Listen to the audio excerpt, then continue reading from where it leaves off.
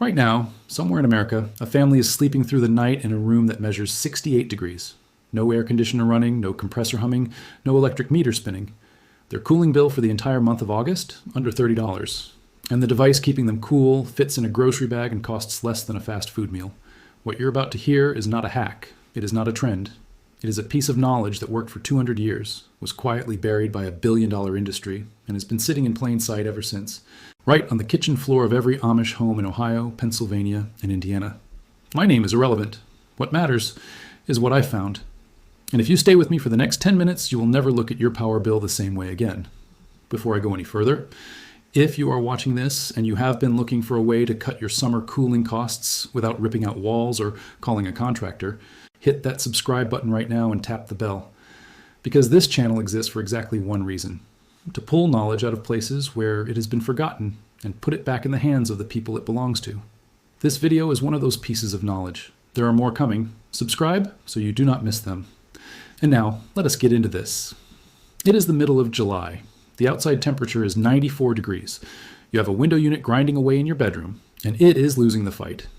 You wake up at 2 in the morning, sweating, you pad over to the thermostat, you nudge it down 2 more degrees, and somewhere across town your electric meter ticks a little faster. You have done this every summer for years. You have written the checks. You have accepted it as the price of living in a hot climate in the modern world. What if I told you that the modern world is the problem? What if the thing that is keeping you uncomfortable and keeping your bills high is not the heat?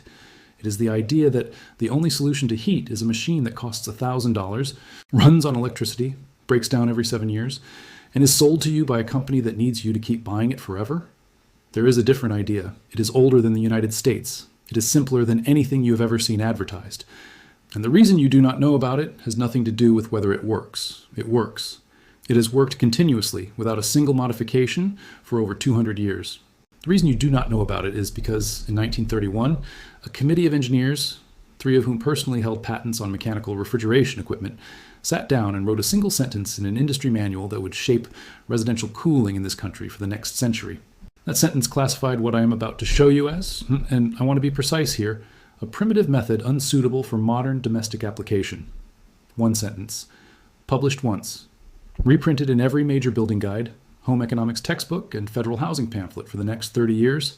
That sentence cost American homeowners trillions of dollars over the following decades. And the man whose company benefited most from it never built his invention to cool people. He built it to control humidity in a commercial printing facility. Somewhere along the way, his company realized that a machine you have to fuel, maintain, repair, and eventually replace is a machine that makes money indefinitely. A bucket of water does not make anyone money, so the bucket had to go. Now stay with me here, because I want to be very specific about what this bucket actually is, how it actually works, and why the physics behind it is not folklore. It is not folk medicine. It is not wishful thinking. It is a law of thermodynamics that predates modern civilization by several thousand years. Egyptian wall art from roughly 2600 BC shows servants positioned beside porous clay vessels filled with water, fanning air across the wet surface to cool palace chambers for royalty. Persian architects built wind towers, tall vertical shafts designed to funnel outside air down across subterranean water channels and push cooled air into living spaces. The Moors carried this understanding into southern Spain. German Anabaptist settlers carried it across the Atlantic in the 1720s, packed into wooden trunks, alongside seeds and scripture. The Amish never abandoned it. They still use it today. And when the federal government started distributing pamphlets at county fairs in the late 1940s, calling evaporative cooling a sign of rural backwardness, their word, not mine, the Amish took those pamphlets home and started their morning fires with them. Here is the science in plain language, because once you understand it, you will never forget it. When water evaporates off a surface, it takes heat with it. Not a little heat, a dramatic amount of heat. For every single gram of water that transitions from liquid to vapor, it pulls 540 calories of thermal energy out of the surrounding air. That air arrives warm and dry, and it leaves noticeably cooler. This is why stepping out of a swimming pool on a breezy day makes you feel cold, even when the air temperature is in the 90s. Your skin is the evaporative surface. The bucket system simply replaces your skin with a piece of wet cotton cloth. The drier the incoming air, the more aggressively the evaporation happens, and the bigger the temperature drop. In arid climates, Arizona, Nevada, Eastern Oregon, parts of Texas, people have reported drops of close to 30 degrees using this exact setup. In humid coastal regions, the drop is smaller, around 8 to 12 degrees, But that is still the difference between lying awake at 2 in the morning and actually sleeping. Now let me tell you exactly what the setup looks like, because it is almost disrespectfully simple. You need one galvanized metal bucket, 3 gallons, the kind sold at any farm supply or hardware store for somewhere between $12 and $16.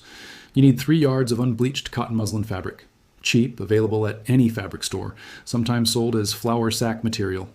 You need a shallow metal tray. A baking pan works, a pie tin works, anything that holds about an inch of water. And you need a small battery-operated fan. 8 inches across is plenty. The kind that runs 40 or 50 hours on 4 batteries. That is the entire list. The total cost, the last time anyone in this community priced it out, was right around $15. And here's how you set it up. Find a wooden crate, a small stool, or anything that gets the bucket 6 to 8 inches off the floor. Warm air is denser and settles low, so positioning the bucket in that layer means the fan is pulling from the warmest part of the room. Fill the bucket about 3/4 full with the coldest tap water you can get. Let the line run for 30 seconds first to flush out water that has been sitting warm in the pipes. If you have a well, use well water because groundwater at depth sits at a nearly constant 50 to 55 degrees year-round, regardless of the surface temperature. Wrap the muslin around the outside of the bucket so it covers the entire surface, and let the bottom 4 inches of fabric drape down into your shallow tray. Pour an inch of water into the tray. Capillary action will do the rest. The fabric will slowly pull water upward through the weave until the entire cloth is damp within about 15 minutes.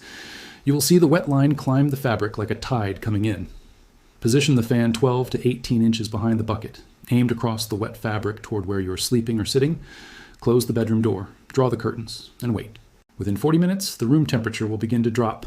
By the second hour, in a reasonably closed space, you are looking at a 12 to 20 degree reduction depending on your local humidity. That is not a trick. That is physics. That is water doing exactly what water does when dry air moves across it.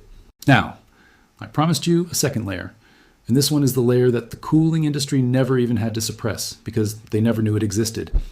It came out of a handwritten household ledger, written in Pennsylvania German, in a script most archivists cannot decode, kept by a farm wife named Magdalena Stoltzfus in Lancaster County, Pennsylvania, dated June of 1847. This ledger sat in a cedar chest in a farmhouse attic for over 170 years. A direct descendant eventually allowed the pages to be photographed. What Magdalena wrote on page 41 of that ledger describes what she called simply the salt bucket. Her method for the hottest nights of summer, the ones where even the standard setup needed help. Here is what she wrote, and here is the science that confirms it. Add a 1/4 cup of plain, non-iodized table salt to the bucket water before you set it up. Stir until it fully dissolves. Then, if you have ice available, add 6 to 8 cubes after the salt has gone in. The salt changes the behavior of the water at the surface of the fabric. Saline water evaporates at a lower energy threshold than fresh water, meaning it gives up its moisture to the air more efficiently, and it continues evaporating even as the surface temperature of the cloth drops lower than fresh water could sustain. The ice accelerates everything for the first 90 minutes. Once the ice melts, the brine concentration in the cloth keeps the evaporation elevated for the entire night. The result, measured in practice, not in theory, is a room that reaches the upper 60s by midnight and holds there until early morning. The cost of the consumables, salt and electricity to freeze ice cubes, is somewhere around 90 cents per night. You will use 0 kilowatt hours for cooling. Your electric meter will not move. I want to sit with that number for a moment. 6% of every kilowatt hour generated in the United States goes to residential air conditioning. That is over $37 billion that American households spend every single summer cooling their homes. The technology doing that cooling was not developed to cool homes. It was developed to control humidity in a printing plant.